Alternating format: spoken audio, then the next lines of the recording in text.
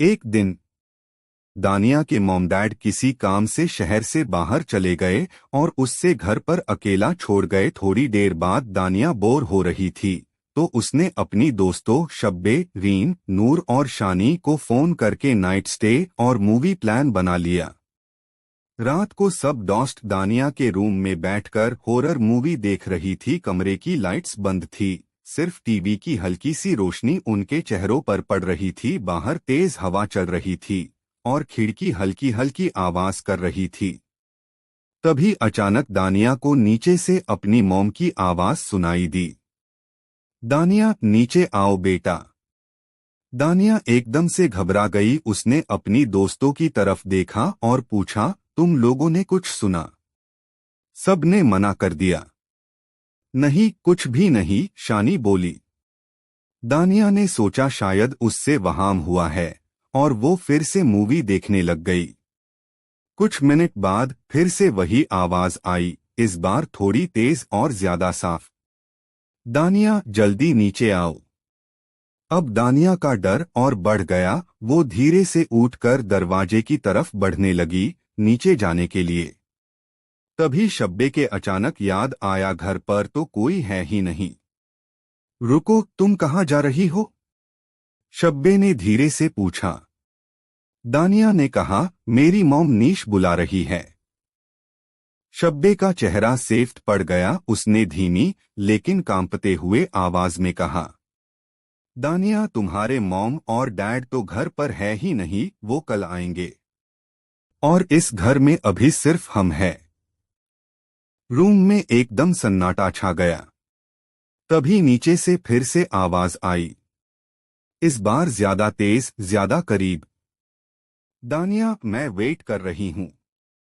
और इस बार आवाज बिल्कुल उसके कमरे के बाहर से आ रही थी। दानिया और उसकी फ्रेंड दोस्त एक दूसरे को देखती रह गई। सबकी सांसें तेज हो चुकी थी। दरवाजे के बाहर से अब हल्की सी खरोचने की आवाज आने लगी। नूर धीरे से बोली, कोई दरवाजे के बाहर है। टीवी अपने आप बंद हो गया। पूरा कमरा अंधेरे में डूब गया। और फिर थक थक किसी ने दरवाजे पर जोर से नॉक किया। दानिया, दरवाजा खोलो बेटा। इस बार आवाज बिल्कुल उसकी मॉम जैसी थी, लेकिन उसमें कुछ अजीब था, जैसे दो आवाजों का मिक्स हो। दानिया डर के मारे जाम गई। शानी ने धीरे से फोन निकला और टॉर्च ऑन की। हल्की सी रोशनी दरवाजे पर पड़ी। हैंडल धीरे धीरे हिलने लगा। दरवाजा अपने आप आधा खुल गया। बाहर अंधेरा था, लेकिन उस अंधेरे में एक परछाई थी। तुम मुझे देखने नहीं आओगी? दानिया, आवाज फिर से आई। शब्बे ने जोर से चिल्लाया, दरवाजा बंद करो। शानी ने तुरंत जाके दरवाजा धक्का देकर बंद किया और लुक लगा दिया। सब रोने लगे। रीन ने बोला, पुलिस को कॉल करो। जैसे ही दानिया ने फोन उठाया, उसके फोन पर एक कॉल आई। स्क्रीन पर लिखा था, मॉम कॉलिंग। सबकी नजर फोन पर जाम गई। ने कॉल रिसीव की। दूसरी तरफ से उसकी असली मॉम की घबराई हुई आवाज आई, दानिया बेटा, तुम ठीक हो ना? मैंने अभी न्यूज में देखा, तुम्हारे एरिया में कोई अननोन औरत लोगों के घर में घुस रही है। किसी भी आवाज पर दरवाजा मत खोलना। दानिया का गला सूख गया। उसने धीरे से कहा, मॉम, कोई अभी मेयर रूम के बाहर है। फोन के दूसरी तरफ एकदम सन्नाटा छा गया। फिर उसकी मॉम ने धीरे से कहा, बेटा, सबको एक जगह रहना और दरवाजा बिल्कुल मत खोलना। तभी दरवाजा एक झटके में टूट गया।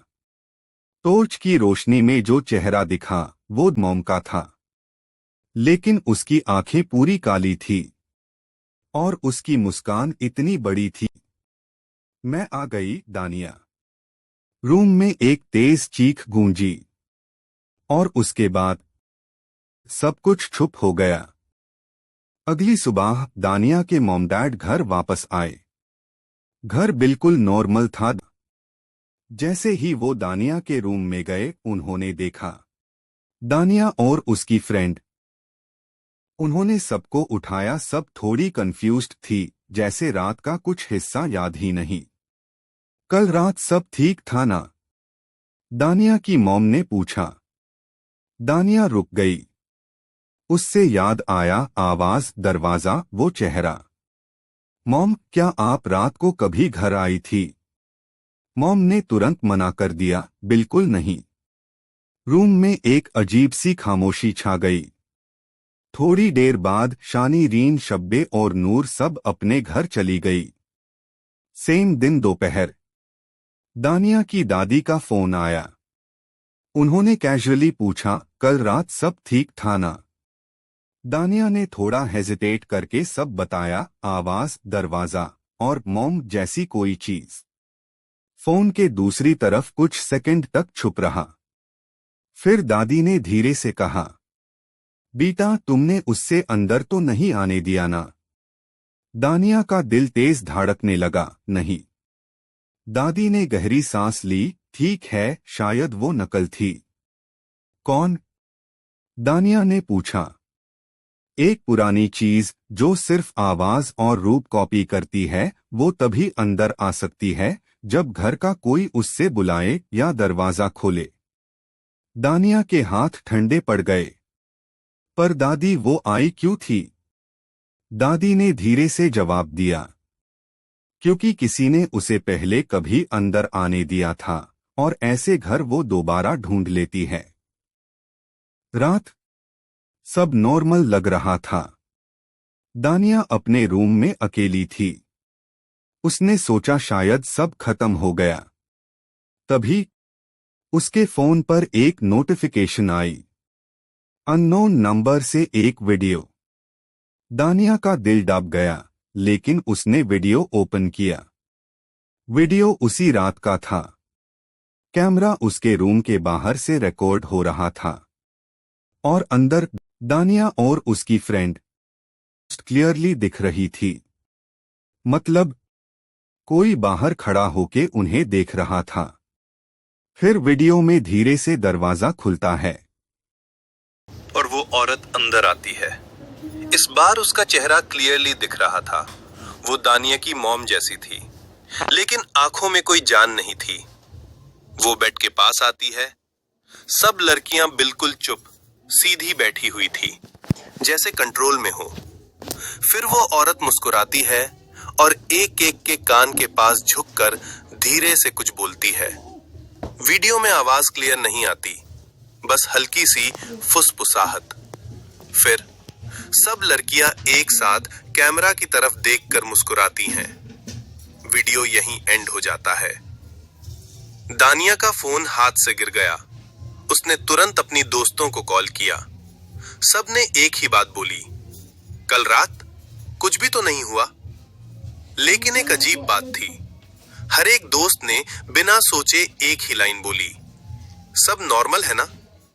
बिल्कुल सेम टोन, सेम तरीके से। दानाएं धीरे से मिरर के पास गई। उसने अपना रिफ्लेक्शन देखा। सब नॉर्मल था। फिर एक सेकंड के लिए उसका रिफ्लेक्शन उसके साथ मूव नहीं हुआ। रिफ्लेक्शन ने हल्की सी स्माइल दी और धीरे से लिप्स मूव किए। अब मैं अंदर हूं। दानिया झटके से पीछे हटी। फिर सब नॉर्मल हो गया। आज भी सब नॉर्मल है। दानिया स्कूल जाती है।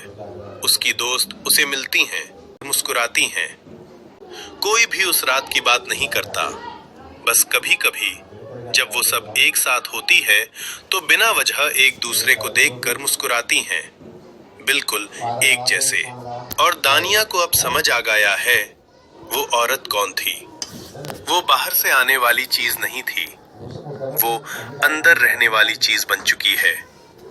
सब कुछ नॉर्मल है, बस थोड़ा ज्यादा ही नॉर्मल।